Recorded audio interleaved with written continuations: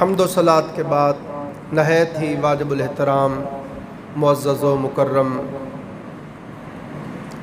زینت مسند صدارت استاد العلماء حضرت علامہ مولانا قاری محمد انور نقشبندی صاحب دامت برکاتہم القدسیہ، نہایت ہی واجب الاحترام انتظامیہ جامع مسجد حاضہ، نہایت ہی واجب الاحترام معزز و مکرم مہمانان گرامی، حاضرین مجلس، اللہ رب العزت کا لاتعداد بار شکر ہے جس کی توفیق سے ہم سب اس بابرکت محفل میں حاضر ہیں۔ اللہ پاک ہماری حاضری کو اپنی بارگاہ اقدس میں قبول فرمائے۔ اس حاضری کو اللہ پاک ہم سب کے لیے ذریعہ نجات کفارہ سیئات بنائے۔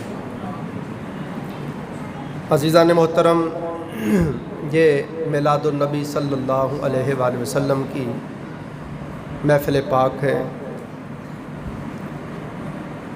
میلاد النبی کا مطلب ہوتا ہے ولادت نبی صلی اللہ علیہ وآلہ وسلم۔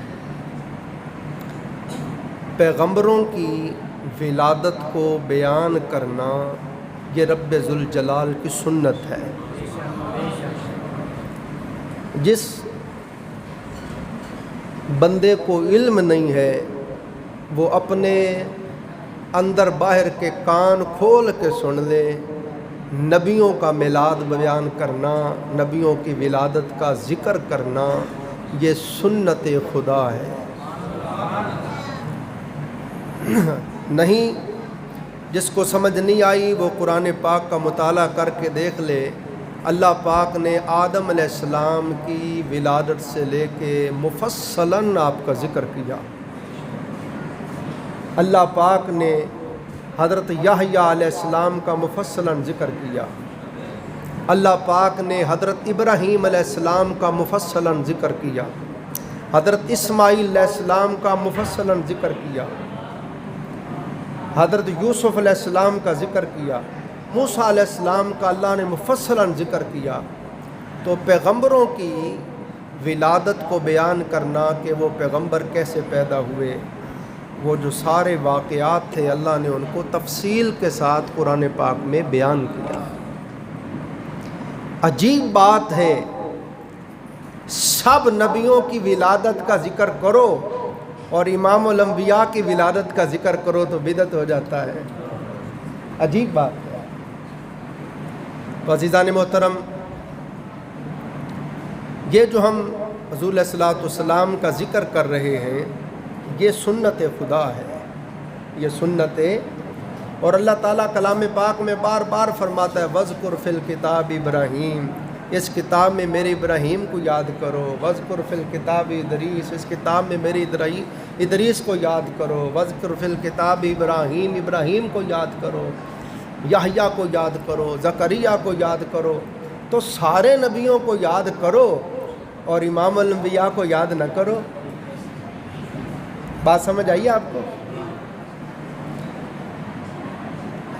تو میں سوشل میڈیا پہ دیکھتا رہتا ہوں منکرین میلاد، میں نے کافی چیزوں کا جمعے پہ جواب دیا، تو جو باقی چیزیں رہ گئیں ان کے اوپر ہم تھوڑا گفتگو کرتے ہیں۔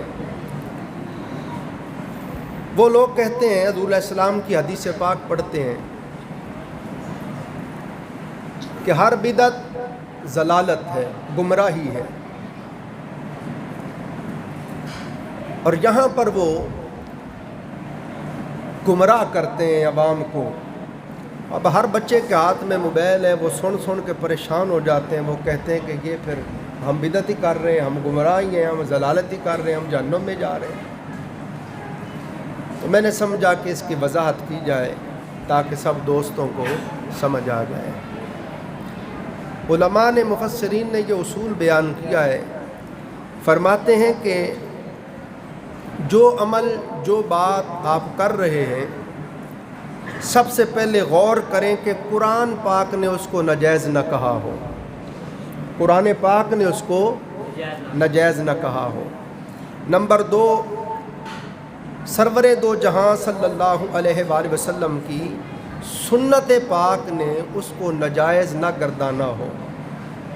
نمبر 3، آثار صحابہ نے ناجائز قرار نہ دیا ہو۔ نمبر 4، اجماع امت اس کی حرمت پر متفق ہو۔ یہ 4 اصول بیان کیے علماء نے، مفسرین نے۔ اگر یہ چاروں قولوں میں اگر نہیں آتا تو وہ عمل مباح ہے، وہ درست ہے، وہ جائز ہے، وہ حلال ہے۔ اب یہ اصول بیان کر دیا علماء نے، محققین نے، فقہا نے۔ جو بندہ کہتا ہے کہ یہ جی بدعت ہے، جی بدعت ہے جی، اب وہ قرآن، سنت، اقوال صحابہ، اجماع امت سے وہ ثابت کریں۔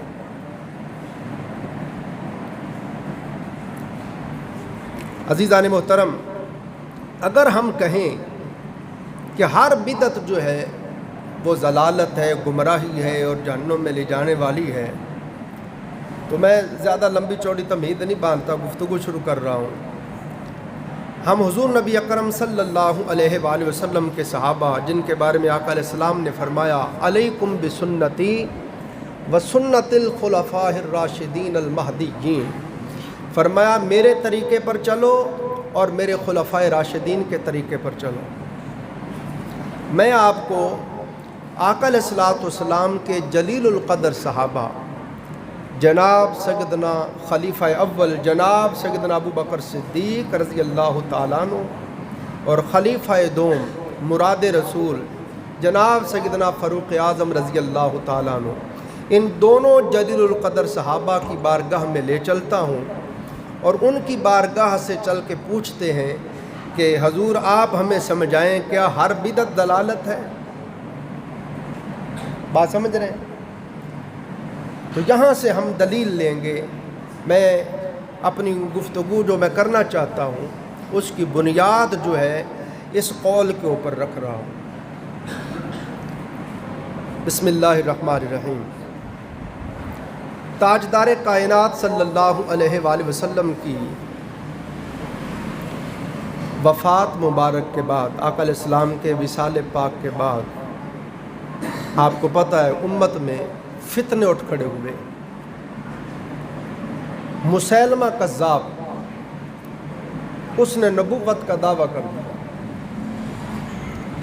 اس کے خلاف پھر حضرت سیدنا ابو بکر صدیق رضی اللہ تعالیٰ عنہ لڑے۔ اس جنگ کو جنگ یمامہ کہتے ہیں، جنگ کو جنگ، اب یہ آپ ذرا توجہ سے سنیں گے، بولیں گے تو پھر آپ کو یاد ہو جائے گا، کسی جگہ بات ہوگی تو آپ اس کو فی البدیہہ جواب دے سکیں۔ تو جنگ یمامہ ہوئی مسیلمہ کذاب کے ساتھ۔ اس جنگ یمامہ میں 700 حفاظ شہید ہو گئے۔ کتنے؟ 700 قرآن پاک کے حافظ صحابہ شہید ہو گئے۔ جب 700 حفاظ شہید ہو گئے تو عزیزان محترم، حضرت سیدنا فاروق اعظم رضی اللہ تعالیٰ عنہ سرکار کو فکر لاحق ہوئی کہ اگر اسی طرح حفاظ شہید ہوتے رہے تو پھر بعد میں آنے والے لوگوں تک کلام پاک کیسے پہنچے گا؟ تو سیدنا فاروق اعظم رضی اللہ تعالیٰ عنہ سیدنا ابو بکر صدیق رضی اللہ تعالیٰ عنہ کے پاس آئے اور آ کے کہا، بھائی ابو بکر، اگر اسی طرح حفاظ شہید ہوتے گئے تو پھر یہ کلام پاک تو بعد والے لوگوں تک نہیں پہنچے گا، تو کیوں نہ ہم کلام پاک کو کتابی شکل دے دیں، اوراق کے اوپر لکھ دیں اور کتابی شکل دے دیں تاکہ محفوظ ہو جائے اور پھر اس کی نقل کرتے کرتے سب لوگوں تک پہنچتا رہے گا۔ حضرت ابو بکر صدیق رضی اللہ تعالیٰ عنہ نے فرمایا، عمر، تم ایسا کام کیوں کر سکتے ہو جسے رسول پاک صلی اللہ علیہ وآلہ وسلم نے خود نہیں کیا؟ اب یہ ذہن نشین کریں، علماء، اساتذہ تشریف فرمائیں، صاحبان علم لوگ آپ بیٹھے ہیں۔ بدعت کی تعریف وہ یہ کرتے ہیں کہ جو حضور علیہ السلام نے نہ کیا ہو یا سرکار کے سامنے نہ ہوا ہو، کہ حضور نے اس کی تائید کی ہو۔ سرکار کے بعد جو بھی کام کہا جائے کیا جائے وہ کہتے ہیں بدعت ہے۔ اب آقا علیہ السلام کا وصال ہو چکا، سرکار ظاہری پردہ فرما گئے، اب سیدنا ابو بکر صدیق رضی اللہ تعالیٰ عنہ کا دور خلافت ہے اور 700 صحابہ شہید ہو گئے ہیں، اور فکر ہوئی ہے سیدنا فاروق اعظم کو کہ اسی طرح وفات شہید ہوتے گئے تو آگے قرآن کیسے پہنچے گا۔ تو یہ درخواست پیش کی سیدنا فاروق اعظم رضی اللہ تعالیٰ عنہ نے، تو آگے سے حضرت ابو بکر صدیق نے فرمایا بھائی عمر تم ایسا کام کیسے کر سکتے ہو؟ اے عمر، جو خود رسول پاک صلی اللہ علیہ وآلہ وسلم نے نہیں کیا وہ میں آپ کیسے کر سکتے ہیں؟ اس پر حضرت سیدنا فاروق اعظم رضی اللہ تعالیٰ عنہ نے عرض کی حضور بھلے آقا علیہ السلام نے نہیں کیا مگر هو اللہ خیر، ہے یہ اچھا کام، ہے یہ بہتر کام۔ اتنی بات جو ہوئی، اتنی گفت و شنید ہوئی، اس سے حضرت ابو بکر صدیق رضی اللہ تعالیٰ عنہ کا سینہ کھل گیا۔ اب یہ الفاظ سنو، دل پہ نقش کر لیں۔ حضرت ابو بکر صدیق رضی اللہ تعالیٰ عنہ نے فرمایا عمر اللہ تیری قبر کو روشن کرے، تیری گفتگو نے میرے سینے کو روشن کر دیا۔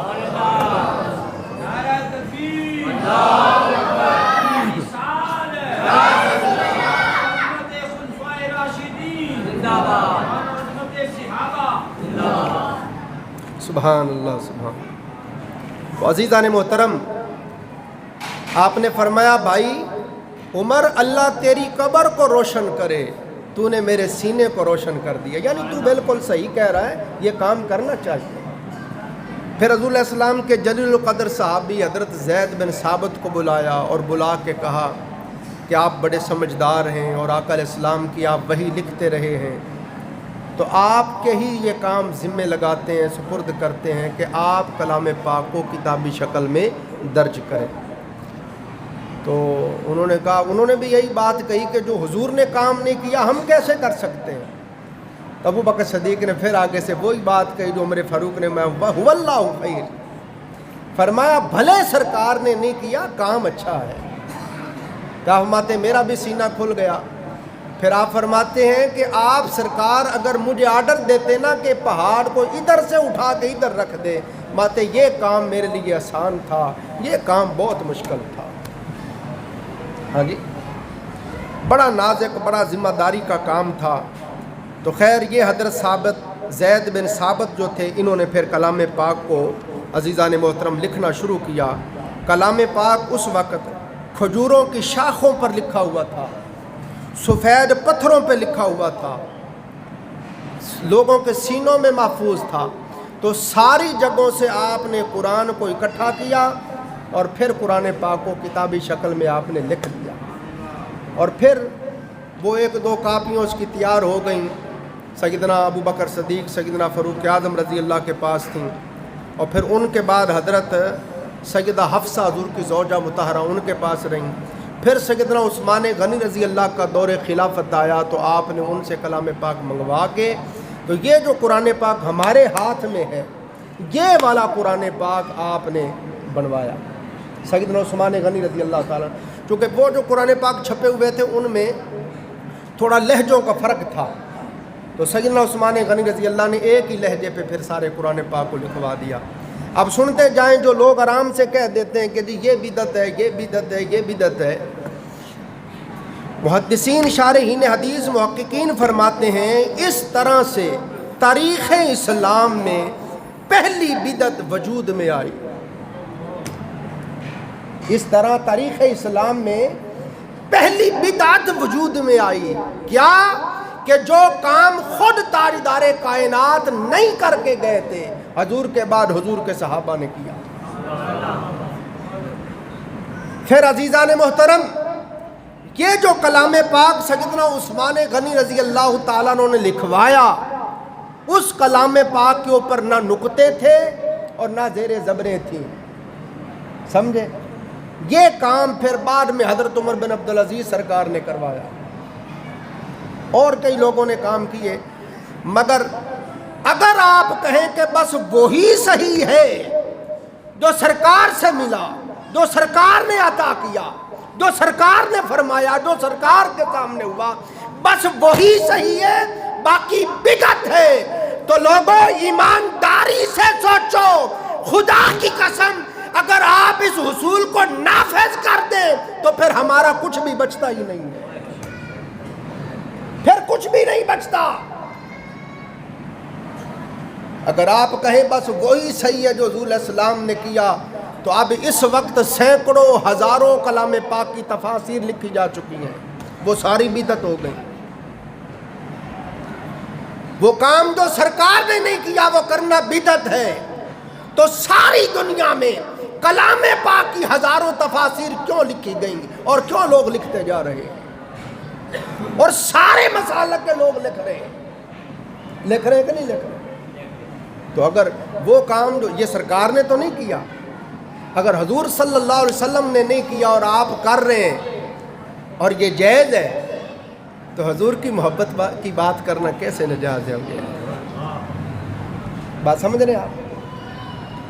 اسی طرح آپ بخاری شریف لے لیں، ہم کہتے ہیں جی قرآن کے بعد بخاری شریف کا درجہ ہے، اور لوگ بڑا زور دیتے ہیں جی بخاری شریف میں دکھائیں، بخاری شریف میں دکھائیں۔ آپ کو پتہ ہے بخاری شریف میں ٹوٹل 7275 حدیثیں ہیں ٹوٹل، اور تکرار حذف کر دیں کہ ایک ہی حدیث سے کئی صحابہ روایت کرتے ہیں، تکرار حذف کر دیں تو بخاری شریف کی ٹوٹل حدیثیں 4000 ہیں۔ تو آپ بھی بات یاد رکھا کریں، ان سے پوچھا کریں کیا آپ کہتے ہیں جی بخاری شریف میں دکھائیں، بخاری شریف میں دکھائیں، سمجھائیں کیا حضور کے ٹوٹل فرمان صرف 4000 ہی ہیں؟ اور اگر بس وہی صحیح ہے جو بخاری شریف میں ہے تو پھر مسلم شریف کیوں لکھی گئی؟ بات سمجھ رہے ہیں؟ ابو داؤد کیوں لکھی گئی؟ نسائی کیوں لکھی گئی؟ ابن ماجہ، سیاستہ کی یہ 6 حدیث کی کتابیں پھر کیوں لکھی گئی؟ تو یہ بات کہنا کہ جی بخاری شریف میں دکھاؤ، جو بخاری میں بس وہی صحیح ہے باقی سب غلط، اس بات کی کوئی اہمیت نہیں ہے۔ بات سمجھ رہے ہیں؟ اور پھر اگلی بات یہ کہنا چاہتا ہوں کہ آپ کہتے ہیں کہ جو حضور علیہ السلام نے نہیں کیا وہ بدعت ہے، تو مجھے سمجھائیں گے بخاری شریف حضور علیہ السلام نے لکھوائی ہے؟ کیوں جی؟ امام بخاری دوسری صدی کے اینڈ پہ پیدا ہوئے، 190-95 میں جا کے امام بخاری پیدا ہوئے ہیں، اور سرکار کے وصال سے 200 سال 250 سال بعد جا کے امام بخاری بخاری شریف کو جمع کر رہے ہیں۔ بات پہ کہتے ہو بخاری میں دکھاؤ، بخاری میں دکھاؤ، تو بخاری شریف بھی حضور نے تو نہیں لکھوائی، حتیٰ کہ حضور کے صحابہ نے نہیں لکھوائی۔ حضرت امام بخاری رحمت اللہ علیہ آپ سرکار تابعی بھی نہیں ہیں، تبع تابعین میں آپ کا شمار آتا ہے۔ حضرت امام اعظم حنیفہ تابعی ہیں، آپ کی ملاقات صحابہ سے ہوئی ہے، امام بخاری کی ملاقات نہیں ہوئی صحابہ سے۔ تو بھئی جو سرکار نے نہیں کیا وہ بدعت ہے، تو پھر بخاری کیسے بدعت نہیں ہے؟ اگر بخاری شریف جائز ہے تو یہ حضور کی عظمت کی بات کرنا کیسے ناجائز ہے؟ یہ اب آپ نے سمجھانا ہے ہمیں۔ ہاں جی، اب میں آپ کے سامنے انبار لگا دوں گا، آپ ذرا توجہ سے محبت کے ساتھ بیٹھیں، یہ سبق یاد کرنے والا ہے، اس کو یاد کریں، آپ کے ساری زندگی کام آئے گا۔ آقا علیہ الصلوۃ والسلام کی مسجد، اچھا اس طرح آپ آگے پڑھتے جائیں، قرآن پاک کے اوپر ہم قرآن پاک اب دیکھیں کتنے خوبصورت چھپ رہے ہیں، کتنے خوبصورت کاغذ لگ رہے ہیں، نرم ملائم اور رنگین۔ تو یہ کیا حضور علیہ السلام نے چھپوائے ہیں؟ یہ صحابہ کرام نے چھپوائے؟ نہ صحابہ کرام نے، نہ تابعین نے، نہ تبع تابعین نے، متقدمین متاخرین نے بھی نہیں۔ یہ 1500 سال کے بعد کتنے خوبصورت کلام پاک چھپ رہے ہیں، اور پھر کلام پاک کے اوپر غلاف چڑھاتے ہیں۔ سرکار نے تو نہیں چڑھایا، صحابہ کرام نے تو نہیں چڑھایا، یہ ساری بدعت نہیں ہے؟ بات سمجھ رہے ہیں آپ سارے دوست بھائی؟ توجہ کریں ذرا۔ اسی طرح عزیزان محترم، پھر ہم نے کلام پاک کو سمجھنے کے لیے علوم وضع کیے، نصاب وضع کیے۔ ہاں جی، علم صرف پڑھتے ہیں، علم نحو پڑھتے ہیں، علم منطق پڑھتے ہیں، فلسفہ پڑھتے ہیں، یہ سارے علوم پڑھتے ہیں عربی کو سمجھنے کے لیے، عربی گرامر پڑھتے ہیں۔ مجھے بتائیں کیا حضور علیہ الصلوۃ والسلام نے یہ پڑھائے ہیں؟ صحابہ اکرام نے پڑھائے ہیں؟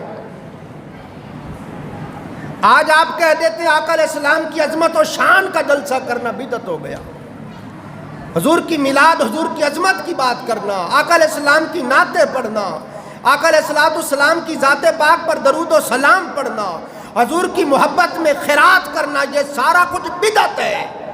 تو بتائیں آپ نے جو جماعتیں بنا لی، تنظیمیں بنا لی، ادارے بنا لیے، آپ کے رائے بند میں اجتماع ہوتے ہیں، مرید کے میں اجتماع ہوتے ہیں، آپ کی جماعتیں بن گئی، یہ سارا کچھ بتاؤ کہاں لکھا ہوا ہے؟ آپ صاحب کوئی گالی نہیں دیتے، میری عادت نہیں گالی، بات کرنی دلیل سے۔ بھائی کوئی رائے بند میں جمع ہو کے اجتماع کرے وہ جائز ہے، ہم عشاء سے لے کے اب تک بیٹھے ہیں، حضور کی باتیں کر رہے ہیں، حضور کی نعتیں پڑھ رہے ہیں، درود و سلام پڑھ رہے ہیں، آقا کی عظمت کی باتیں کر رہے ہیں، یہ اب آپ کے اوپر ادھار ہے، آپ سمجھائیں یہ کیسے ناجائز ہے۔ صحابہ اکرام نے تو اس طرح جماعتیں نہیں بنائی، یہ تبلیغی جماعت ہے، یہ جماعت اسلامی ہے، یہ فلانی جماعت، کوئی ثابت کرے صحابہ اکرام نے جماعتیں بنائی تھی؟ صحابہ اکرام اس طرح اجتماع کرتے تھے؟ صحابہ اکرام نے اس طرح مدرسے بنائے تھے؟ صحابہ اکرام نے اس طرح نصاب بنائے تھے؟ اس طرح کتابیں لکھی تھیں؟ اگر آپ کہیں کہ بس وہی صحیح ہے جو سرکار نے کیا باقی بدعت ہے تو نادان خدا کی قسم پھر بچتا ہی کچھ بھی نہیں ہے، پھر 80% سب کچھ ختم ہو جائے گا۔ آج یہ لوگ ہر کوئی جو کلام پاک پڑھ کے پھرتا ہے، تھوڑا زیادہ دین سے آگاہ ہے، اور ہر جگہ آپ کو دین کو جاننے والے عالم ملتے ہیں، آپ یہ سارا کچھ درمیان سے ختم کر دیں، خدا کی قسم ساری امت دین سے لابلد ہو جائے گی۔ تو جب یہ سارا کچھ جائز ہے تو حضور کا میلاد کیسے ناجائز ہے؟ آپ دیکھیں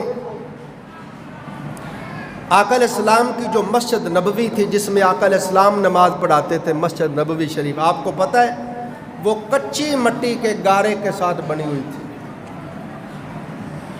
پتھر جوڑ جوڑ کے اس کے اندر مٹی کا گارا لگایا ہوا تھا، اور اوپر کھجور کی ٹہنیاں ڈالی ہوئی تھی۔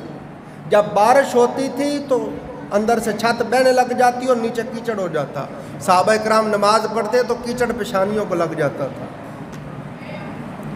جس مسجد میں تاجدار کائنات نماز پڑھاتے رہے،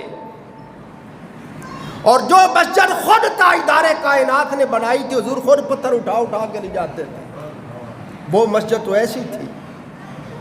آج تم نے اتنی خوبصورت پکی مسجدیں، حسین و جمیل مسجدیں، حاجی مزین مسجدیں کیوں بنا لی؟ سرکار اور سرکار کے صحابہ تو جس مسجد میں نماز پڑھتے، بتا رہا ہوں، چھت سے پانی ٹپکتا تھا، کیچڑ ہو جاتا تھا، پیشانیوں کو لگ جاتا تھا، ہم نے اتنے مہنگے قلین بچھا لیے ہیں۔ آپ اگر کہیں بس وہی صحیح ہے باقی بدعت ہے تو یہ بتاؤ پھر یہ مسجدیں، یہ قلین کہاں جائیں گے؟ مجھے بتائیں یہ سپیکر حضور علیہ السلام نے استعمال کیے تھے؟ کیوں جی؟ یہ سپیکر تاجدار کائنات نے استعمال کیے تھے جو ہم سب استعمال کرتے ہیں؟ آگے بڑھے آپ، یہ مخصوص نصابوں کی کتابیں بنی ہوئی ہیں، مخصوص مقامات پر واعظ ہوتے ہیں، تبلیغ ہوتی ہے، اجتماع ہوتے ہیں، پھر جلسوں میں ہم نعرے لگاتے ہیں، نعرہ تکبیر، نعرہ رسالت، اپنے اپنے نعرے بنائے ہوئے ہیں۔ مجھے بتائیں کہاں صحابہ کرام اس طرح نعرے لگاتے تھے جس طرح ہم نعرے لگاتے ہیں؟ اسی طرح خاص طرز کا لباس ہم پہنتے ہیں، ہر کسی نے اپنی ٹوپی الگ بنائی، اپنے لباس الگ بنائے ہوئے ہیں۔ صحابہ کرام تو اس طرح نہیں کرتے تھے۔ اسی طرح یہ سارے علوم میں نے بتایا، صرف، نحو، منطق، یہ سارے علوم ہم نے بنا لیے، مدرسے بنا لیے، پھر مدرسوں کے سالانہ جشن ہوتے ہیں، حتیٰ کہ آپ دیکھیں کہ یہ جتنے ناقدین اور منکرین میلاد ہیں، آپ ان کے مدارس میں جا کے دیکھیں گے ہر سال ختم بخاری کرتے ہیں۔ ہمارے لوگ گونگے ہیں، ان کا ایک بندہ بیٹھا ہو اس سے ہضم نہیں ہوتا، وہ بول پڑے گا، ہمارا 1000 بیٹھا ہو گونگے بولتے نہیں۔ جب آپ کے سامنے کوئی بات کرتا دیکھو کتنی باتیں سکھاتے ہیں، آپ بھی ان سے پوچھیں کہ ہر بات کو بدعت بدعت کہنے والوں، یہ ہر سال اپنے مدارس میں ختم بخاری کرواتے ہو، یہ تو بتاؤ تاجدار کائنات نے ختم بخاری کروایا تھا؟ بھئی صحابہ اکرام نے ختم بخاری کروایا تھا؟ تابعین نے ختم بخاری کروایا تھا؟ کسی نے بھی نہیں کروایا، تو تم کو کرواتے ہو، تو بدعت ہے کہ نہیں؟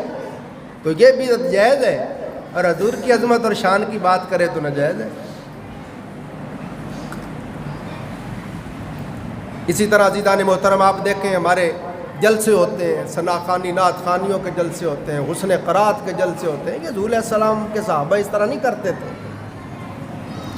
اسی طرح آپ پڑھ کر دیکھیں، آپ سارے گواہ ہیں، آپ کو سب کو پتہ ہے، ہر سال کراچی میں، لاہور میں سپاہ صحابہ والے مسلک دیوبند کے لوگ جو ہمارے بھائی ہیں، دوست ہیں، وہ ہر سال یکم محرم الحرام کو یوم صحابہ مناتے ہیں، بڑے بڑے جلوس نکالتے ہیں، یوم صحابہ، یوم ابوبکر صدیق، یوم فاروق اعظم، یوم عثمان غنی، یہ دن مناتے ہیں۔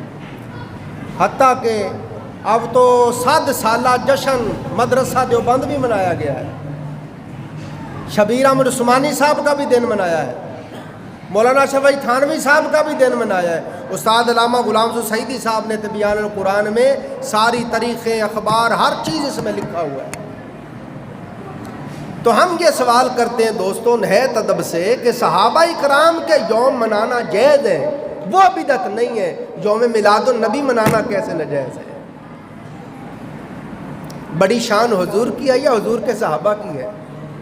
حضور کے صحابہ کے یوم منائے جا رہے ہو، اور صحابہ کے جو آقا ہیں ان کا دن منانے لگ جائیں تو تم فتوے لگانے لگ جاتے ہو اور بدعت بدعت کہنے لگ جاتے ہو۔ عجیب بات نہیں ہے؟ تو عزیزان محترم، یہ میں نے چند چیزیں آپ کو اس حوالے سے سنائیں۔ اسی طرح آپ دیکھیں، آپ غور کریں، حضرت سیدنا عثمان غنی رضی اللہ تعالیٰ عنہ آپ کا دور خلافت آیا۔ ایک اور چیز آپ کی خدمت میں عرض کرتا ہوں، پھر ہم ادھر آ جائیں گے۔ میں نے آپ کو بتایا کہ صحابہ اکرام کے عمل سے میں آپ کو دیتا ہوں بدعت، لفظ بدعت۔ ہمارے ہاں ہمارے اکابرین، ہمارے علماء محققین سمجھاتے ہیں کہ بدعت جو ہے 2 طرح کی ہوتی ہے، ایک بدعت حسنہ ہوتی ہے، ایک بدعت سیئہ ہوتی ہے۔ یہ حضور علیہ السلام کا میلاد منانا یہ بدعت حسنہ ہے۔ میں نے جس طرح یہ پیچھے آپ کے سامنے اصول بیان کر دیا، اس اصول کے ساتھ اگر بات نہ ٹکرائے، کوئی عمل نہ ٹکرائے، تو وہ بدعت حسنہ ہے، وہ جائز ہے، وہ حلال ہے، وہ مباح ہے۔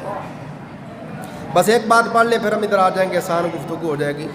میں نے کئی مرتبہ آپ کی خدمت میں عرض کیا کہ حضور علیہ السلام نے ایک دن نماز تراویح پڑھی، صحابہ اکرام کو پتہ چلا، کئی آگے پیچھے، وہ بھی حضور کے پیچھے آ کے پڑھنے لگ گئے۔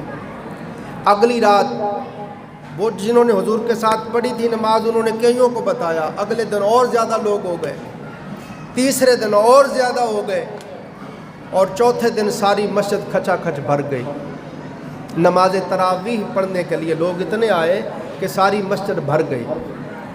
آقا علیہ الصلوۃ والسلام نہیں آئے، سرکار عشاء کی نماز فرض پڑھا کے حجرے میں چلے گئے اور حضور باہر نہیں آئے۔ صحابہ اکرام بیٹھ کے کھانستے رہے، کھنگورے مارتے رہے کہ حضور کو پتہ چل جائے سرکار ہم آئے ہوئے ہیں تو باہر تشریف لائیں، ہم پڑھیں، مگر سرکار نہیں آئے۔ ساری رات صحابہ اکرام انتظار کرتے رہے مگر جناب نہیں آئے۔ صبح نماز فجر کے لیے سرکار تشریف لائے، سرکار کا معمول تھا نماز سلام پھیر کے حضور چہرہ صحابہ اکرام کی طرف کر لیتے۔ سرکار کو پتہ ہوتا تھا یہ رات بھر کے پیاسے ہیں، جدائی کے مارے ہوئے ہیں، ہاں جی، تو فوراً حضور سلام پھیر کے چہرہ ادھر کرتے، اپنا دیدار کرواتے۔ تو آقا علیہ السلام نے صحابہ اکرام کی طرف چہرہ کیا اور فرمایا میرے غلاموں، مجھے یہ تو بتاؤ رات کھانس کھانس کے مجھے کیوں بتا رہے تھے؟ مجھے نہیں پتا تھا تم آئے ہوئے ہو۔ تو آقا آپ کو پتہ چل گیا تھا تو پھر آپ تشریف کیوں نہیں لائے؟ آقا علیہ السلام نے فرمایا اس لیے نہیں آیا میں کہ جس عمل کے اوپر میں مداومت کر لوں، جس عمل پر میں ہمیشگی اختیار کر لوں، وہ عمل میرے رب کو اتنا پسند آتا ہے کہ وہ میری امت پہ اللہ فرض کر دیتا ہے، تو میں اس لیے نہیں آیا کہ کہیں یہ نماز تراویح تمہارے اوپر فرض نہ ہو جائے۔ تو میں تو دیکھ رہا ہوں تم سے 5 نمازیں نہیں پڑھی جائیں گی، تو تراویح کیسے پڑھو گے؟ تو میں اس لیے نہیں آیا۔ اب آپ کو اتنی بات سمجھ آ گئی؟ آقا علیہ السلام نے پھر نماز تراویح باجماعت نہیں پڑھی۔ حضرت ابو بکر صدیق کے دور خلافت میں اس طرح نماز تراویح نہیں پڑھی گئی۔ سیدنا فاروق اعظم کا دور آیا تو آپ سرکار نے حضرت ابی بن کعب جو قاری قرآن تھے، جن سے سرکار قرآن سنتے تھے اور اللہ نے حکم دیا تھا محبوب ابی بن کعب سے قرآن سنا کرو، حضرت ابی بن کعب کو آپ نے امام بنایا، مصلی پہ کھڑا کیا اور باقی سارے صحابہ کو پیچھے کھڑا کیا اور فرمایا آپ ان کو قرآن سنائیں۔ تو جس طرز پہ جس طریقے سے ہم نماز تراویح پڑھتے ہیں، اس طرح حضرت ابی بن کعب نے نماز تراویح پڑھائی اور صحابہ نے پیچھے پڑھی۔ اب اگلے دن سیدنا فاروق اعظم رضی اللہ تعالیٰ عنہ تشریف لائے۔ حضرت عبد الرحمن صحابی ہیں، وہ فرماتے ہیں کہ میں حضرت سیدنا فاروق اعظم کے ساتھ تھا، آپ تشریف لائے، ابی بن کعب مصلی امامت پہ قرآن سنا رہے ہیں، نماز تراویح پڑھا رہے ہیں اور باقی صحابہ پیچھے پڑھ رہے ہیں۔ سیدنا فاروق اعظم نے دیکھ کے کہا نعم البدعۃ ھذہ، یہ کتنی اچھی بدعت ہے۔ کیا لفظ بولا؟ یہ کتنی اچھی بدعت ہے، یہ کہنے والوں ہر بدعت دلالت ہے اور دوزخ میں لے جانے والی ہے۔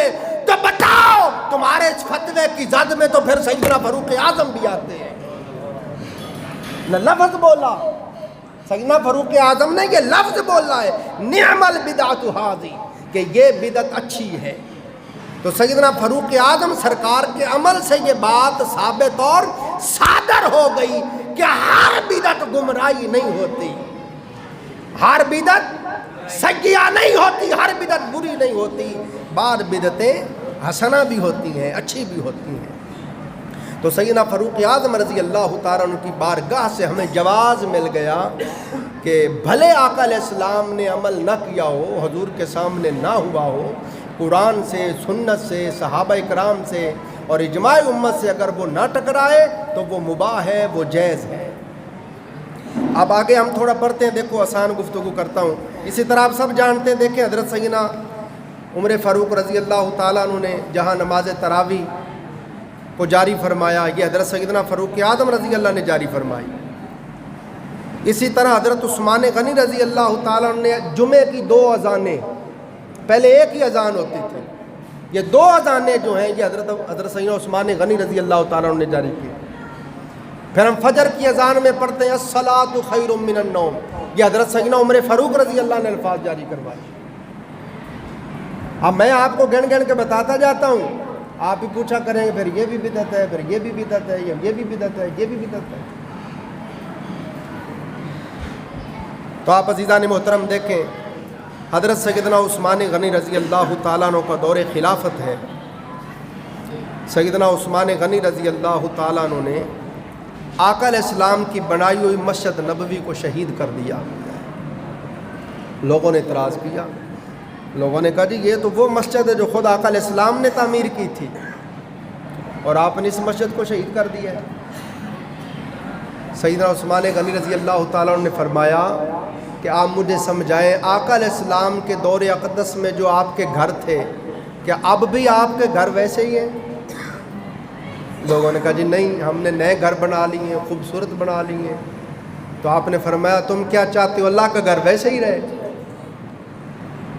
پھر سیدنا عثمان غنی رضی اللہ تعالیٰ عنہ نے یہ فرمان سنایا، آپ نے فرمایا کہ آقا علیہ السلام نے حکم دیا تھا زمانے کے ساتھ ساتھ چلو، زمانے کے ساتھ ساتھ چلو۔ اب ہم حضور کے فرمان کے مطابق زمانے کے ساتھ ساتھ چل رہے ہیں۔ آپ کہیں کہ بس وہی کرنا ہے جو سرکار نے کیا، باقی بدعت ہے، تو آج کے بعد خبردار کوئی بندہ سائیکل کی سواری نہ کرے، موٹر سائیکل کی سواری نہ کرے، گاڑی کی سواری نہ کرے، ریل گاڑی کی سواری نہ کرے، بس پہ سواری نہ کرے، ہوائی جہاز پہ سواری نہ کرے. بھئی یہ ساری سواریاں تاجدار کائنات نے تو نہیں استعمال کی ہیں. کی ہیں سرکار نے؟ سرکار تو گدھے کے اوپر سوار ہوئے، خچر پہ سوار ہوئے، اونٹنی پہ سوار ہوئے، آقا علیہ السلام گھوڑے پہ سوار ہوئے. آقا علیہ السلام کی تو یہ سواریاں تھیں. اگر آپ کہتے ہیں کہ ہم نے بس وہی کام کرنا ہے جو تاجدار کائنات نے کیا ہے، تمہیں گدھے پہ سواری کرنی ہے یا اونٹ پہ؟ اور آج کے بعد حج پہ بھی جانا ہے تو اونٹ پہ جانا ہے، جہاد پہ جانا ہے تو اونٹ پہ جانا ہے. آپ صاحب کتنی عجیب بات ہے. پھر آپ دیکھیں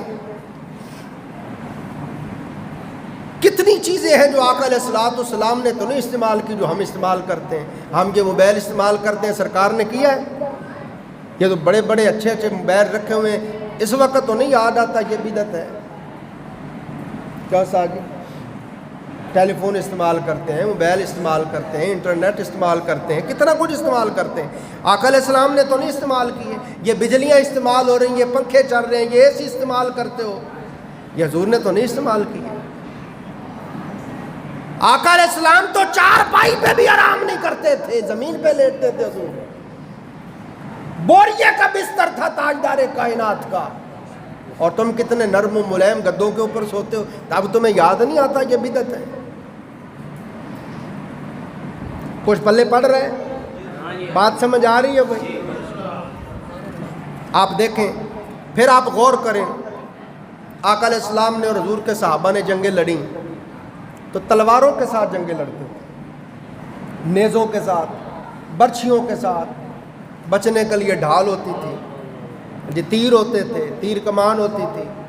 تو مجھے بتائیں، ہم نے تو دیکھے توپیں بنا لیے، بندوقیں بنا لی، کلاشنکوف بنا لیے، پسٹل بنا لیے، توپیں بنا لی، ٹینک بنا لیے، میزائل بنا لیے، جہاز بنا لیے، حتیٰ کہ ایٹم بم بنا لیا.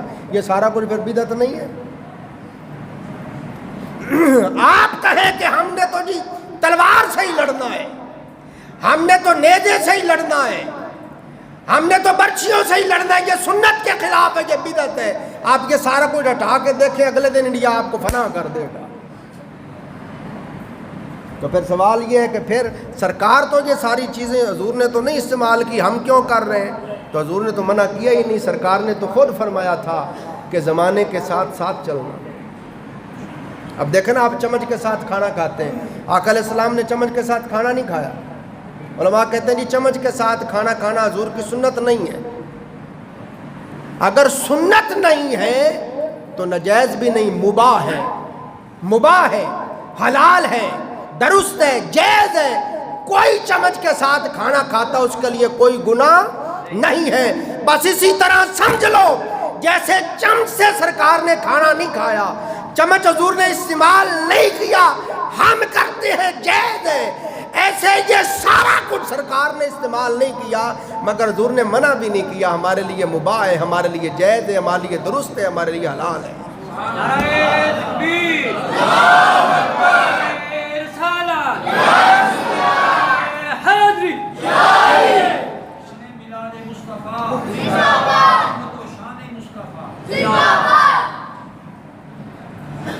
میں آپ کی خدمت میں عرض کر رہا ہوں، توجہ کریں. دیکھیں نا میں نے کتنی چیزیں آپ کو گنوا دی. میں جو ناقدین میلاد ہیں، نہایت ادب سے درد مندانہ اپیل ان کی خدمت میں کر رہا ہوں. جیسے جیسے میری آواز پہنچے وہ کمرے میں چلے جائیں، لائٹ بند کر لیں، بستر پہ لیٹ جائیں، منہ پہ کپڑا ڈال لیں اور آنکھیں بند کر کے اپنے ضمیر سے پوچھیں، اپنے ضمیر سے پوچھیں کہ اے میرے ضمیر بتا تو صحیح، یہ کلام پاک کا لکھا جانا بھی جائز ہو گیا، کلام پاک کے زیر و زبریں بھی جائز ہو گئیں، نقطے بھی جائز ہو گئے، یہ مدرسے بھی جائز ہو گئے، یہ نصاب بھی جائز ہو گئے، یہ اجتماع بھی جائز ہو گئے، یہ سارا کچھ جائز ہو گیا.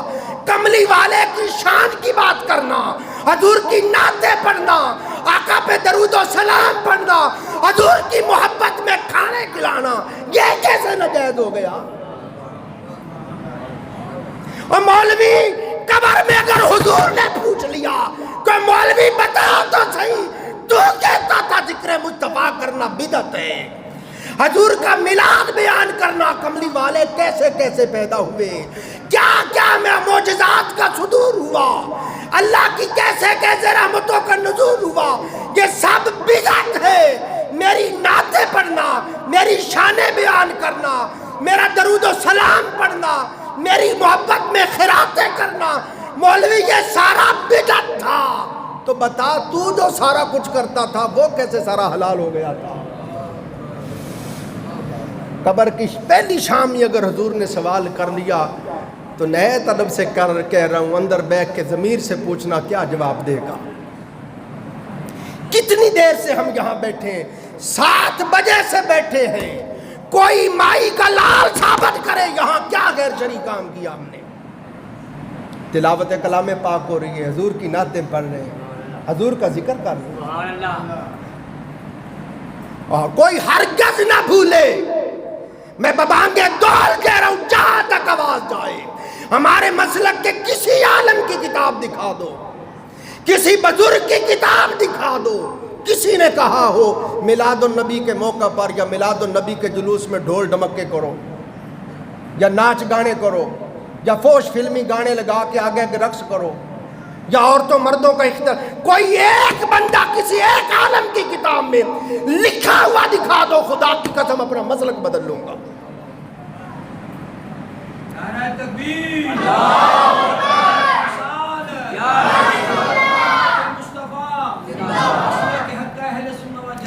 یہ بڑی خاص بات ہے، توجہ کرو، سمجھنے والی بات ہے۔ یہ ساری گفتگو کا جو آج میسج دینا چاہتا ہوں وہ یہ ہے، دھیان کریں آپ۔ اب دیکھیں نا، لوگ ہر حلال اور جائز چیز کے اندر اپنی طرف سے غلط چیزیں شامل کر لیتے ہیں۔ اب آپ ہر بندے کی غلط چیز کو ہمارے اوپر تھوپ لیں، یہ کہاں کی ایمانداری ہے؟ نہیں، 1-2 مثالیں آپ کی خدمت میں دیتا ہوں۔ آپ دیکھیں، نکاح ہوتا ہے، نکاح کرنا آقا علیہ السلام کی سنت ہے، النکاح من سنتی فمن راغب عن سنتی فلیس منی، نکاح کرنا سرکار میں نکاح کرنے سے ایمان مکمل ہو جاتا ہے۔ اب نکاح میں کیا ہے؟ گواہ موجود ہو، خطبہ پڑھا جائے، ایجاب و قبول ہو، حق مہر ہو، یہ چیزیں ہیں۔ اور جس بندے کے ساتھ اس عورت کا نکاح ہو رہا ہے، جو شوہر ہے، مرد ہے، اس کے لیے لازم ہے کہ وہ پھر ولیمہ کرے اپنی توفیق کے مطابق، جتنے دوستوں کو چاہے۔ یہ ہے شادی، یہ ہے شادی۔ مگر آپ دیکھیں، ہم منگنیوں پہ لاکھوں روپے خرچ کرتے ہیں، کتنے پرتکلف کھانوں کے اہتمام کرتے ہیں، اور منگنیوں پر لاکھوں روپے کے ادھر ادھر کپڑے دیتے ہیں اور زیور دیتے ہیں۔ مجھے بتاؤ، قرآن و سنت ثابت کرو کہاں لکھا ہوا ہے یہ کیا کرو؟ یہ سارا کچھ معاشرے میں ہو رہا ہے، کسی مولوی کو قرآن و سنت یاد نہیں آتا، کوئی فتویٰ شریف نہیں لگاتا۔ کملی والے کی شان کی بات آ جائے تو ان کو فتوے یاد آ جاتے ہیں۔ پھر نکاح ہوتے ہیں، منگنی کی الگ رسم ہے، پھر نکاح کی الگ رسم ہے، پھر تیل مہندی کی الگ رسم ہے، پھر بچی والوں کی طرف جا رہے ہیں جی لاکھوں روپے کا جہیز بھی دو، پھر آج کہتے ہیں امیر و موٹر سائیکل بھی دو، اور امیر گاڑی بھی دو، اور امیر و پلاٹ بھی دو، اور امیر و 1000 بندہ ہے تو اس کا کھانا بھی دو۔ بتاؤ کہاں قرآن و سنت میں لکھا ہوا ہے؟ یہ سارا کچھ لوگ اپنی طرف سے کیے جا رہے ہیں، اور کسی مولوی کو قرآن و سنت نہیں یاد آتا، کوئی فتویٰ نہیں لگاتا۔ نکاح شادی تو اتنی تھی جو میں نے آپ کو بیان کر دی۔ اسی طرح آپ دیکھیں، عید الفطر اور عید الاضحیٰ، یہ ہمارے دونوں مذہبی تہوار ہیں۔ توجہ ہے، مذہبی تہوار ہیں ہمارے، اللہ نے ہمیں عطا کیے۔ میں کھاؤ پیو، خوشی کرو، خوشی مناؤ، اللہ نے ہمیں دیے 2 دن۔ اب آپ ان 2 دنوں کے اندر دیکھیں، غور کریں۔ آپ کراچی میں سمندر کنارے چلے جائیں، یہاں لاہور میں تفریح گاہوں میں آ جائیں، آپ عید والے دن عورتیں میک اپ کر کے تیار ہو کے سیر گاؤں میں آ جاتی ہیں، اور اباش لڑکے آ جاتے ہیں، اور آپ جا کے دیکھیں وہاں پہ فوش فلمی گانے چل رہے ہوتے ہیں اور الٹی سیدھی حرکتیں کرتے ہیں۔ کوئی بندہ یہ دیکھ کے کہے کہ جی دیکھو عید کے موقع پہ یہ ہوتا ہے، یہ سارا غلط ہے، لہذا عید کو ہی ختم کر دو، اس بدھو کو کہیں گے کہ عید کیسے ختم کر دے، یہ تو خود رب ذوالجلال نے ہمیں عطا کی ہے، یہ مذہبی تہوار خود اللہ نے عطا کیا ہے۔ بے وقوف یوں نہ کہو کہ عید ہی ختم کر دو، یوں کہو کہ یہ جو خرافات آ گئی ان کو ختم کر دو۔ بات سمجھیں سارے دوست؟ اسی طرح ہمارے قومی تہوار ہیں، جشن آزادی مبارک ہے، اس کے اوپر آپ دیکھیں اسی طرح ہوتا ہے، عورتیں بن سور کے باہر آ جاتی ہیں، لڑکے موٹر سائیکلوں پہ آ جاتے ہیں، چھیڑ چھاڑ کرتے ہیں، الٹی سیدھی حرکتیں کرتے ہیں، مردوں عورتوں کا اختلاط ہوتا ہے۔ تو آپ کہیں جی اس طرح ہوتا ہے، یہ جشن آزادی منانا ہی بند کر دیں، ہاں جی، تو یہ کوئی جواز ہے اس بات کا؟ بس اسی طرح بڑے درد دل سے کہہ رہا ہوں، ایمانداری سے کہو، ڈنڈی نہ مار، حضور کی عظمت بیان کرنا۔ آپ ایمانداری سے بتاؤ، جب تم جلسے کرتے ہو تو کیا اس کے سوا اور کچھ کرتے ہو جو ہم کر رہے ہیں؟ تم بھی تو جلسوں میں اسی طرح حضور کی شان بیان کرتے ہو، تبلیغ کی بات کرتے ہو، دین کی بات کرتے ہو، ہم بھی ویسے ہی کر رہے ہیں۔ اب آپ بہانہ یہ لگاتے ہیں کہ دیکھو جی وہاں پہ فلمی گانے لگے ہوئے تھے، وہاں ڈانس ہو رہا تھا، بازار سجے ہوئے تھے، عورتوں مردوں کا اختلاط تھا، یہ تھا وہ تھا، لہذا یہ غلط ہے، ختم کر دو۔ اور جاہل جو ختم کرنے والی چیزیں ہم بھی کہتے ہیں وہ ختم کر دیں، حکومت کو چاہیے وہ ختم کر دے، مگر میلاد النبی ختم کرنے کی بات نہ کر، اگر ادھر دیکھے گا خدا کی قسم کے پھوڑ کے رکھ دیں گے۔ یہ حضور کی عظمت کی بات ہے۔ جب ہم جلوس نکالتے ہیں، لاکھوں لوگ نکلتے ہیں، اور شرقتا غرب اور پوری دنیا میں، اور ملک اور شہر اور بستی اور کریا جلوس کی شکل میں جب لوگ نکلتے ہیں اور درود و سلام سے فضائیں گونجتی جاتی ہیں، خدا کی قسم غیر مسلموں کو یہ پیغام جاتا ہے، یہ میسج جاتا ہے کہ یہ مسلمان ان کے نبی کی کتنی اونچی شان ہے، اور یہ مسلمان اپنے نبی سے کتنی محبت کرتے ہیں۔ نعرہ تکبیر، نعرہ رسالت، آمد مصطفیٰ، آمد مصطفیٰ، چہرہ والضحیٰ۔ اپنے بچوں کے سارے سالگرہ کرتے ہیں، سارے، وہ جائز ہے، وہ بدعت نہیں ہے۔ کملی والے کی بات کر دو، بدعت نہیں۔ اپنے بچوں کی سالگرہ کریں گے، اس دن پیدا ہوا تھا، فلاں ہسپتال میں پیدا ہوا تھا، یہ ہوا تھا، وہ ہوا تھا، اور حضور کی بات کر دے تو بدعت ہے۔ اپنی شادیاں کرتے ہیں، بچوں کی شادیاں کرتے ہیں، کیا شادی کارڈ نہیں چھپتے؟ دعوتیں نہیں دیتے آپ؟ پرتکلف دعوتوں کے اہتمام نہیں کرتے آپ؟ لاکھوں روپے خرچ نہیں کرتے آپ؟ یہ سارا کچھ کرتے ہوئے تمہیں قرآن و سنت کو بھول جاتا ہے، کیا تمہیں بدعت یاد نہیں آتی؟ حضور کی محبت عظمت کی بات آئے تو تمہیں بدعت یاد آ جاتی ہے۔ اسی طرح آپ دیکھیں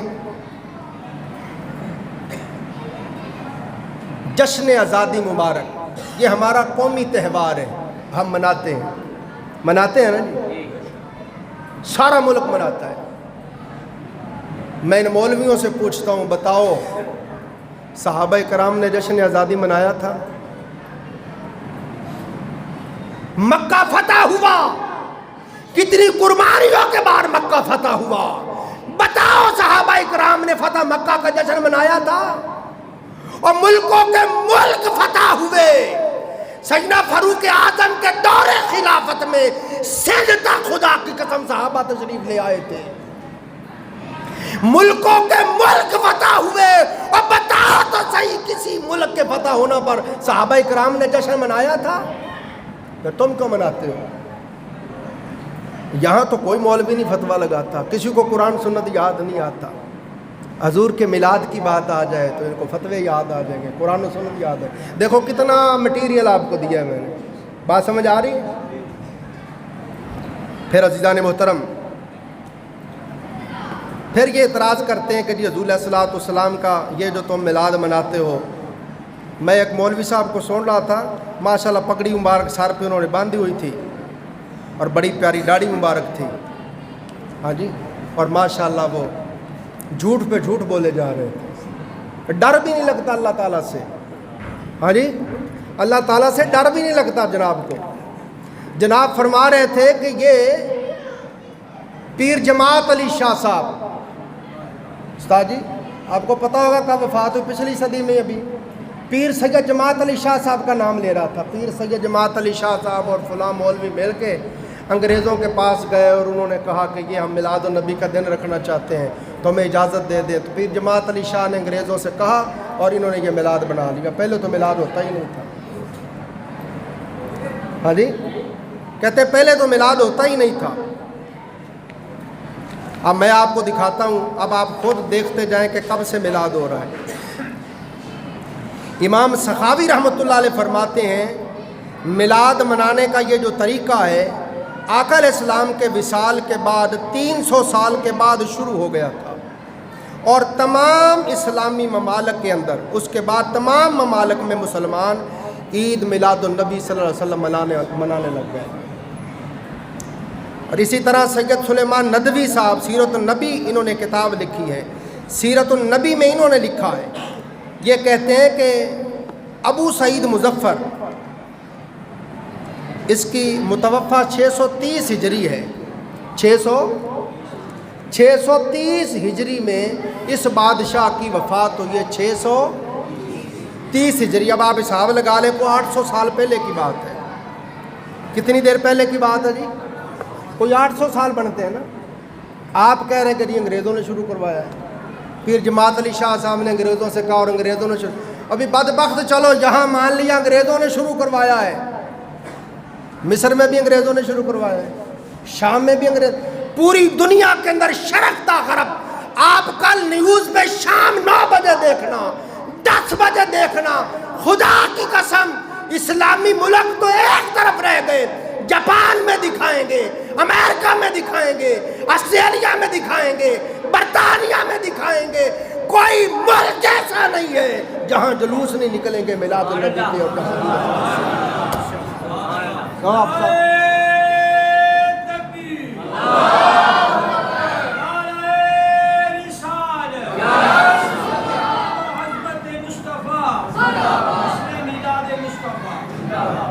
ایک اور بات بھی ہے، پھر کہتے ہیں کہ جی یہ آپ یہ بتائیں کہ یہ اسلام کہاں سے چلا؟ سعودی عرب سے چلا نا جی، تو سعودی عرب میں تو میلاد ہوتا نہیں، ایسے ہی کہتے ہیں نا بھائی، کوئی شک نہیں اسلام دین مکہ و مدینہ سے چلا، مگر 100 سال پہلے نہیں، 1500 سال پہلے چلا۔ کتنی دیر پہلے چلا؟ یہ جنہوں نے میلاد بند کر دیا ان کی حکومت کو اب 97-98 سال ہوئے ہیں، جنہوں نے میلاد مکہ و مدینہ میں بند کیا ہے عبد الوہاب نجدی کے پیروکار، ان کی حکومت کو 97-98 سال ہوئے، انہوں نے میلاد بند کیا۔ اس سے پہلے خدا کی قسم صدیوں تک مکہ میں بھی، مدینہ میں بھی، مصر میں بھی، شام میں بھی، ساری دنیا میں حضور کا میلاد منایا جاتا تھا، حتیٰ کہ حرم مکہ حتیم سے مشل بردار جلوس جاتا، سیدہ آمینہ طیبہ کے گھر تک جلوس جاتا تھا۔ بات سمجھ آئیے آپ کو؟ نکتہ سمجھ آ گیا ہے جی؟ مدینہ پاک سے مکہ پاک سے دین چلا تھا، وہاں تو میلاد نہیں ہوتا، تو بھائی ٹھیک ہے وہاں سے چلا، تو یہ تو بتاؤ دین کب چلا تھا؟ 1450-1500 سال پہلے چلا تھا، 100 سال پہلے نہیں۔ 100 سال یہ نکال دو، اس کے پیچھے بتاؤ، اس کے پیچھے بتاؤ میلاد ہوتا تھا کہ نہیں؟ اور اب ایک اور بات بتاؤں، جو کوئی دوست کسی کا عزیز رشتہ دار دوست مکہ مدینہ میں رہتا ہے، ابھی کال ملا کے فون کر کے پوچھ لو، خدا کی قسم مکہ پاک مدینہ پاک باہر نہیں حکومت میلاد کرنے دیتی، مگر ہر گھر کے اندر میلاد النبی منایا جاتا ہے، ہر گھر کے اندر میلاد النبی منایا جاتا ہے۔ اور وہ لوگ پھر میلاد النبی کے اختتام پہ کھڑے ہو کر حضور علیہ السلام کی ذات پر درود و سلام پڑھتے ہیں. سمجھے؟ آپ ساری دنیا میں پورے عرب میں جا کے دیکھیں سرکار کا میلاد منائے. یہ صرف آٹے میں نمک جتنے بھی لوگ نہیں ہیں جو میلاد کے منکر ہیں، باقی سارے 80% 90% لوگ حضور علیہ السلام کا میلاد مناتے. میں یوٹیوب فیس بک پہ دیکھتا رہتا ہوں، انڈونیشیا اور باہر کے ملکوں میں لاکھوں لوگوں کے جلوس آپ دیکھیں موجود ہیں، دکھا رہے ہیں.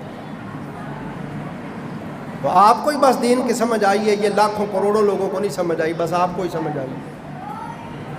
تو میں نے آپ کی خدمت میں عرض کیا، یہ کہتے ہیں جی یہ پیر جماعت علی شاہ صاحب نے انگریزوں سے کہا تو تب سے یہ میلاد شروع ہوا، پہلے سے میلاد نہیں ہوتا تھا. اب میں آپ کو بتا رہا ہوں کہ میلاد شریف ایک حوالہ دے رہا ہوں تو آپ اس سے اندازہ کر لیں کب سے میلاد ہو رہا ہے. یہ استاد علامہ غلام رسول سعیدی صاحب رحمۃ اللہ علیہ کی شرح صحیح مسلم ہے. آپ نے لکھا ہے، آپ فرماتے ہیں کہ ابو سعید مظفر یہ سلطان صلاح الدین ایوبی صلیبی جنگوں کا جو ہیرو ہے، صلیبی جنگوں کے ہیرو صلاح الدین ایوبی، ان کا بہنوئی ہے. یہ کیا نام ہے؟ سلطان ابو سعید مظفر. یہ وہ بادشاہ ہے جس نے سب سے پہلے حکومتی سطح پر میلاد النبی کو شروع کیا. اس کی وفات ہے 630 ہجری، متوفہ 630 ہجری. تو یہ 800 سال پہلے کی بات ہے جب یہ بادشاہ حکومتی سطح پر میلاد النبی کی محافل کرواتا. اور سنیں یہ بادشاہ کیسے ربیع الاول شریف میں میلاد شریف کرتا تھا. آپ سنیں یہ بادشاہ میلاد النبی مناتا حضور کا حکومتی سطح پہ کیسے؟ کہتے ہیں 5000 بھنی ہوئی سریاں رکھواتا، 5000 بکرے کی بھنی ہوئی سریاں اور 10,000 مرغیاں پکواتا اور 1,00,000 پنیر کی ٹکیاں بنواتا، 30,000 مٹھائی کی ڈلیاں بنواتا. اور اس کی محفل میلاد میں بڑے بڑے علماء ہوتے، بڑے بڑے صوفیاء ہوتے، اور ہر علاقے اور ہر قسم کے مہمانوں کے لیے بادشاہ کا دسترخوان کھلا رہتا. اور وہ بادشاہ ہر سال میلاد النبی پر 3 لاکھ دینار خرچ کرتا تھا. کتنے؟ 3 لاکھ دینار خرچ کرتا تھا. اس بادشاہ کی وفات 630 ہجری ہوئی ہے. یہ پہلا بادشاہ تھا جو حکومتی سطح پر ہر سال اس طرح میلاد النبی مناتا تھا. تو کہہ رہا ہے جماعت علی شاہ نے 50 سال پہلے شروع کروایا. سمجھائیے سارے دوستوں کو بات. تو یہ ان کی بددیانتی ہے، یہ ان کی خیانت ہے. حضور نبی اکرم صلی اللہ علیہ وآلہ وسلم کی ذات پاک کے ساتھ اگر ذرا بھی تعلق ہے، ذرا بھی ان سے ذرا بھی محبت ہے تو دوستو آپ ایمانداری سے تنہائی میں بیٹھ کے سوچیں گے تو آپ خود کہیں گے نہیں اس میں کوئی حرج نہیں.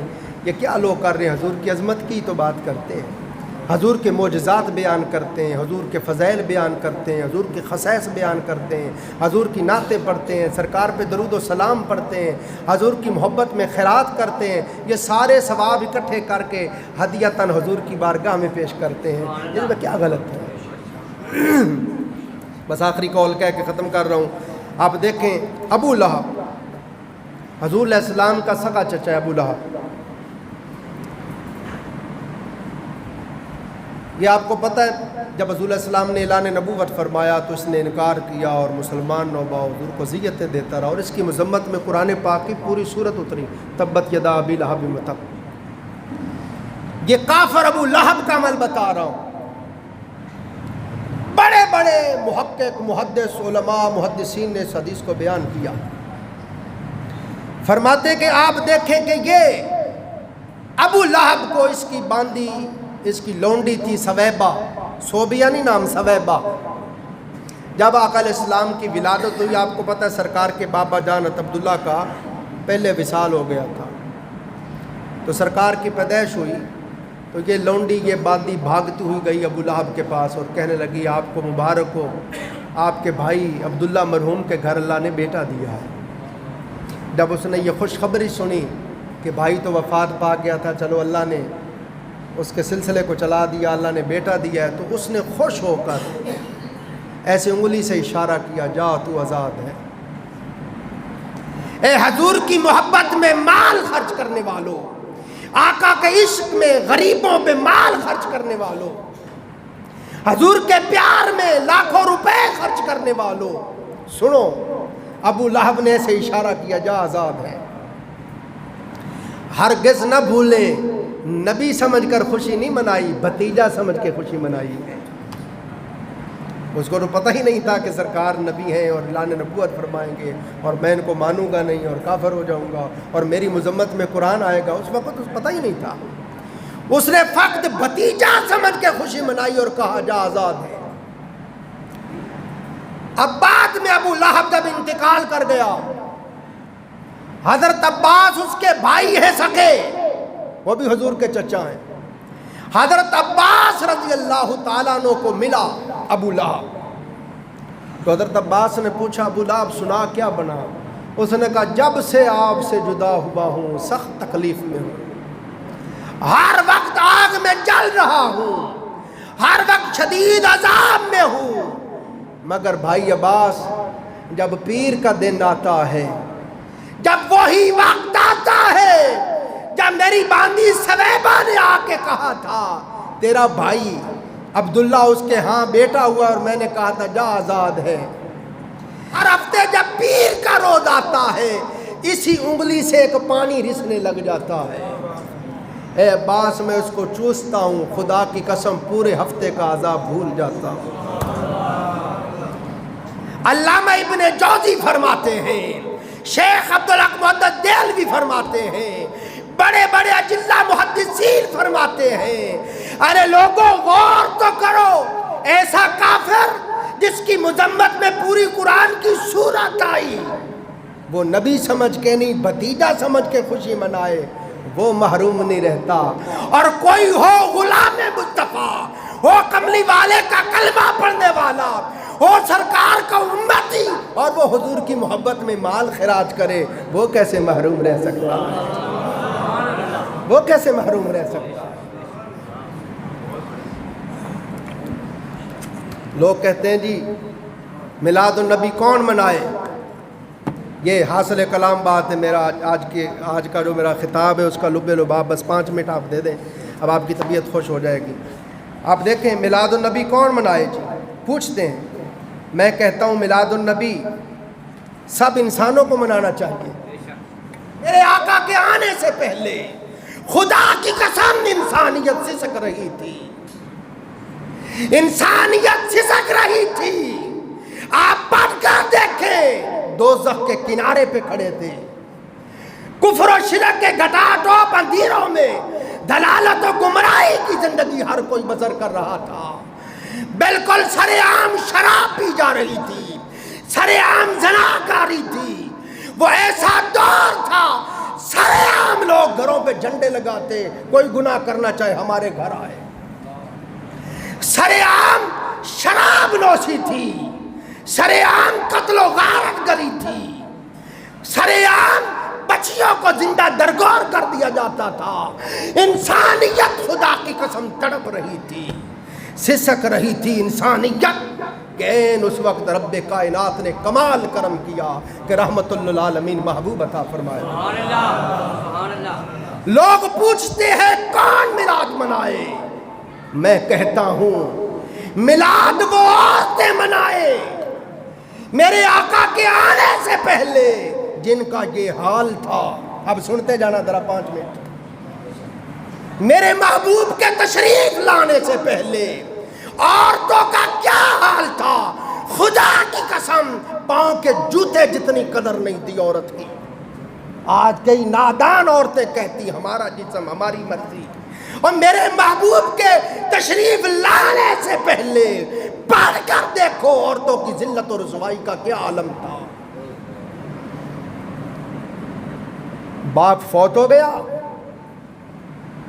باپ کی وراثت بیٹوں کو ملی، ماں بھی وراثت میں مل گئی، سگی ماں کو بیوی بنا لیتے، عورتوں کا وراثت میں کوئی حق نہ تھا، بات بات پہ ڈنگروں کی طرح عورتوں کو مارا جاتا، اگر عورت کو ماہواری ہو جاتی گھر سے باہر نکال دیتے، کسی عورت کا شوہر فوت ہو جاتا اس کو ایک جھونپڑے کے اندر بند کر دیتے، وہ عورت اسی جھونپڑے کے اندر کھاتی، وہیں پیشاب کرتی، وہاں پکانا کرتی، وہاں پہ ہی رہتی۔ کسی عورت کو ماہواری آ جاتی اس کو گھر سے باہر نکال دیتے کہ تو پلیت ہے، ہمارے بستر پلیت ہو جائیں گے، کپڑے پلیت ہو جائیں گے، برتن پلیت ہو جائیں گے۔ قربان جاؤں کملی والے آقا کے۔ اما عائشہ رضی اللہ عنہا سے فرما، عائشہ یہ ذرا میرا مصلی پکڑانا۔ عرض کی آقا میں تو حیض سے ہوں۔ فرمایا عائشہ تو حیض سے ہے، تیرے ہاتھوں کو تو حیض نہیں۔ میں قربان جاؤں میرے آقا نے عورتوں کی کس طرح عزت بڑھا دی۔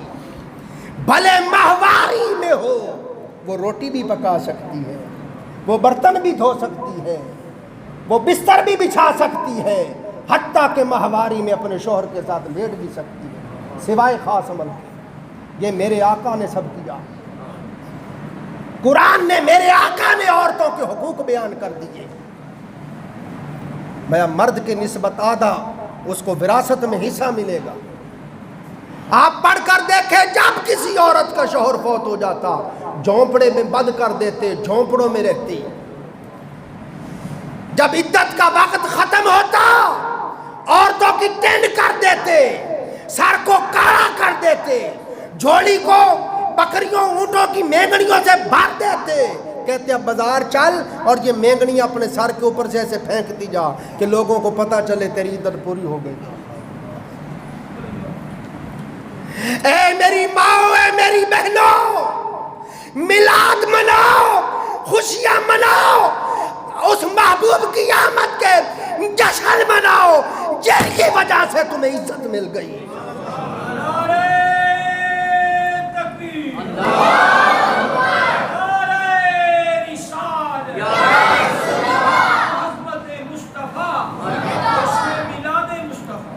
اور اب آپ سنتے جائیں کیسے کیسے کملی والے آقا نے عزت دی۔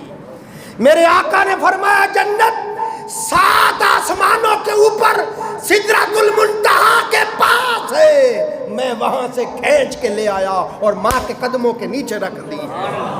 ہائے ہائے ہائے، میلاد منائے وہ ماں جس کو میرے آقا نے یہ عزت دی ہے کہ فرمایا تیرے قدموں کے نیچے جنت ہے۔ میلاد منائے وہ بیٹیاں جن کو میرے آقا نے یہ عزت دی۔ ماں کوئی اپنی بیٹی کو پیار سے، محبت سے پالے، شفقت سے، دیکھو جس طرح یہ 2 انگلیاں ملی ہوئی ہیں وہ اس طرح میرے ساتھ، مصطفیٰ کے ساتھ مل کے اکٹھا جنت میں جائے گا۔ عورتوں کی کیا عزت تھی، یہ میرے محبوب نے عورتوں کو عزت دی ہے۔ میں میلاد منائے وہ باپ میرے محبوب کے تشریف لانے سے پہلے بیٹے باپ کو اینٹیں مار مار کے مار دیتے، سگے باپ کے گلے میں رسی ڈال کے مٹی میں گھسیٹتے۔ قربان جاؤں میرے آقا نے باپ کی اتنی شان بلند کی، اتنی بلند کی کہ فرمایا جس کا ماں باپ راضی نہیں ہے اس کی نہ نماز قبول ہے، نہ روزہ قبول ہے، نہ حج قبول ہے، نہ جہاد قبول ہے، نہ کوئی عمل قبول ہی نہیں ہے اگر ماں باپ راضی نہیں ہے۔ یہاں تک فرمایا لوگوں جو چاہتا ہے رب راضی ہو جائے وہ باپ کو راضی کر لے، رب راضی ہو جائے گا۔ میلاد غریبوں کو منانا چاہیے، غلاموں کو منانا چاہیے جو بازار میں بکتے تھے۔ ہاں جی، کوئی حیثیت نہ تھی، لوگ بیچتے تھے، لوہے کے سریے گرم کر کر کے چہروں پہ نشان لگاتے، یہ میرا غلام ہے، یہ میری نشانی والا، یہ میرا غلام۔ ڈنگروں کی طرح زنجیریں باندھ کے انسانیت بک رہی تھی۔ قربان جاؤں رحمت للعالمین آقا کی آمد کیا ہوئی، ساری انسانیت آزاد ہو گئی۔ بلال حبشی رضی اللہ تعالیٰ عنہ جیسے غلام جن کو امیہ بن خلف تپتی ریت پہ لٹاتا، سینے پہ بھاری پتھر رکھتا، منہ پہ دیکھتے ہوئے کولے رکھتا، بغلوں اور رانوں سے بیریوں کے چھاپے کھینچتا، سارا دن مارتا تھا، میرے نبی نے بلال حبشی جیسے غلاموں کو اتنی شان بلند کی، اتنی بلند کی کہ فرمایا بلال میں جنت میں گیا ہوں اور میرے آگے آگے تو چل رہا تھا۔ غلاموں کی، غریبوں کی، مسکینوں کی اتنی شان بلند کی میرے آقا نے کہ فرمایا لوگو ان سے جان پہچان رکھا کرو، غریبوں مسکینوں سے جان پہچان رکھا۔ آقا کیوں؟ فرمایا ان کا بھی ایک دن آنے والا ہے، یہاں جو مالدار ہیں آخرت میں یہ غریب ہوں گے، جو یہاں صاحبان دولت و ثروت ہیں، اربوں پتی کربوں پتی ہیں، یہ غریب ہوں گے، اور فرمایا یہ جو غریب ہیں یہ امیر ہوں گے۔ آقا علیہ السلام نے فرمایا ان سے جان پہچان رکھا کرو، ان کا بھی دن آنے والا ہے۔